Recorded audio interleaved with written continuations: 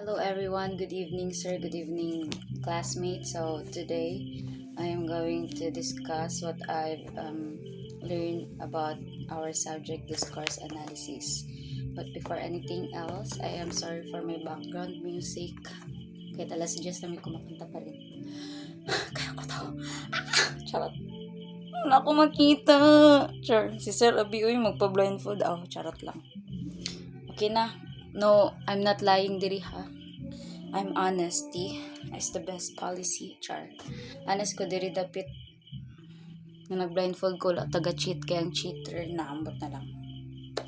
So, good evening everyone. Good evening sir. So, ngayon ako nakagawa kasi I'm so busy. Sorry. So, let's start. So, hi, my name is Mika A. Soberano, 21 years old.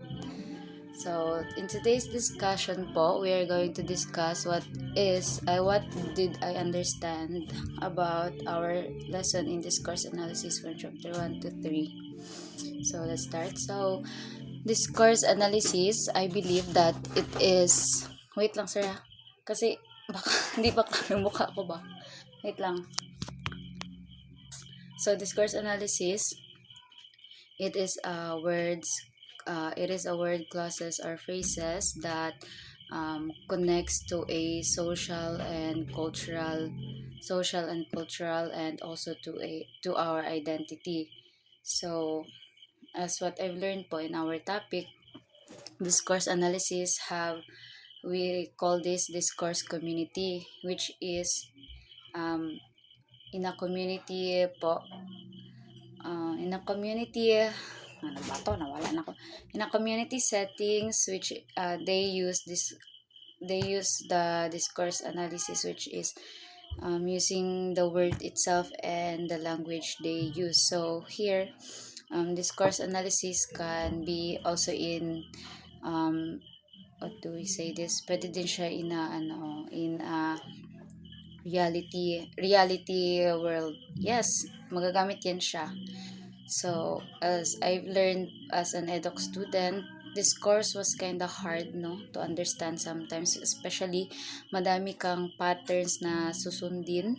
Yes, patterns, how the words, the language will use.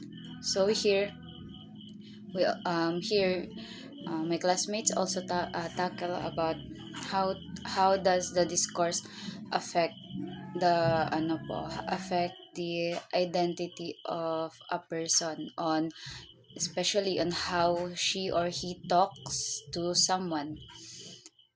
Paano yun maapektuhan yung gender niya sa pagtutok niya? How will it go, like that? How it will go na magsalita ba na like me, magsasalita ako sa mga friends ko. Ano yung ginagamit ko? In a way na informal, casual, diba, slang. Like, pwede ako magawa ng mga jokes, like that. Pero pag nasa ako, isang community ng mga matatanda, so, syempre, gagamitin ko din siya ng mas formal tono sa pagsasalita ko. So, isa din yan sa ng discourse analysis.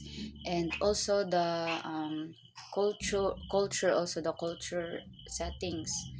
Especially this past few weeks po, my classmate also tackle how does the discourse analysis affects the culture. So, last time about the nagtackle yung discourse about the flouting the maxims, apat na maxims, how Grice emphasizes those maxims. So as what I've also learned, how we will use the right language, the right word. So here, bakit nakapasok din si discourse analysis, no? Kasi it also shows na how the language of, wait lang, sana man ako nagpunta, how the language will use, especially kung nasa iba kang culture, sa iba kang country, doon pumapasok din si discourse. So, example po nun is, hindi mo alam yung language, hindi mo alam paano gamitin yung language ni ano ba, ilagay natin si Japan, pati si English. Si English, hindi niya alam paano gamitin yung language ni Japan. So, instead na, halimbawa, magsabi lang siya na, like, wala bang respeto ba? Like, para sa kay American, okay lang yun, pero sa kay Japan, hindi yun, okay. So, doon, di ba, yung language is, nakikita natin how it affects to another culture or another use of language. Did you get it? Gosh, ito guys. So again na naman yung how the social pragmatics failure discussed a while ago, na how does it also affect the discourse analysis, and also how you use that in a community settings, diba? Na yes, like that. And also tackle also about the ano ba to, the politeness on how you do politeness sa maraming tao, di ba? Like report ni Miss Charis last time, how you talk to someone in a respected way. So like me, friend ko siya, tapos okay lang sa kanya na bastusin ko kasi friend ko siya, so okay lang yun. Pero pag sa iba, hindi na yun. So doon din pumapasok ang discourse analysis, yung how it affects the politeness ba, diba? Did you get it? Nga eh. So yun sir EJ, yung discourse analysis kasi talaga siya, yung hindi siya matatawag na siguro like true life, true reality, 'di ba? Yun talaga si discourse analysis. Siya sa reality.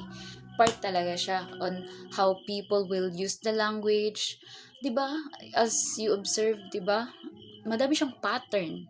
Madami siyang kailangan sundin na mga madaming sundin na mga pattern ng words, how to use the right language, like that. Diba? Ganun si discourse analysis. Kaya, medyo mahirap siya intindihin din, no? Pero, I think I need 1 month. Char lang. Sabi ng kapitbahay ko, baka nabaliw na ako dito, char.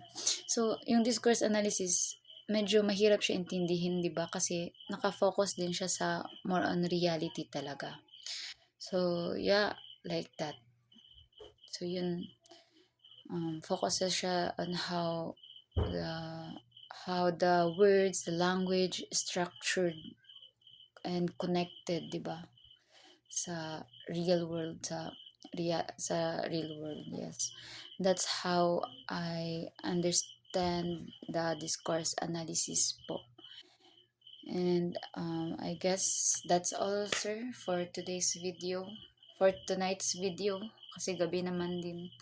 That's how I understand the discourse analysis, and I hope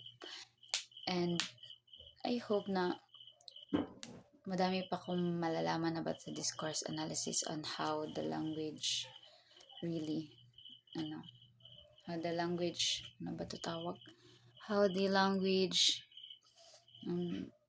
connects to the real world situations, how the discourse connected to pragmatics, like that, everything. So yun, talaga siya, nakakalito sometimes intindihan, pero step by step maintindihan lang din. So I guess that's all, sir. Thank you so much, Sir EJ, and I hope may maintindihan ka lang sa sinasabi ko, sir. Thank you so much, and God bless us all. Bye-bye.